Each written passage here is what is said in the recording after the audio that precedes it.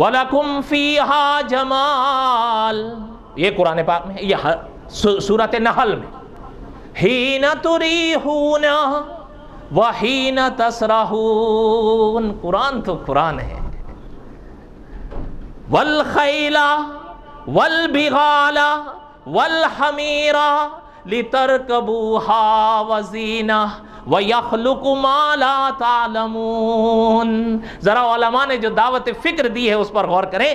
اللہ نے فرمایا والخیل، ہم نے گھوڑے بنائے، والحمیر، ہم نے گدھے بنائے، والخیل والبغال، ہم نے خچر بنائے، والحمیر، ہم نے گدھے بنائے، لترکبوها وزینہ، پہلے تینوں کے مقامات پر اللہ تعالیٰ ماضی کے صیغے لائے ہیں۔ ہم نے گھوڑے بنائے، خچر بنائے، گدھے بنائے، آگے فرمایا وَيَخْلُقُ مَا لَا تَعْلَمُونَ، یہاں صیغہ استقبال کا لائے ہیں کہ تمہاری سواری کے لیے ایسی ایسی چیزیں بنائیں گے جو تم ابھی نہیں جانتے ہو وہ کیا کیا ہوں۔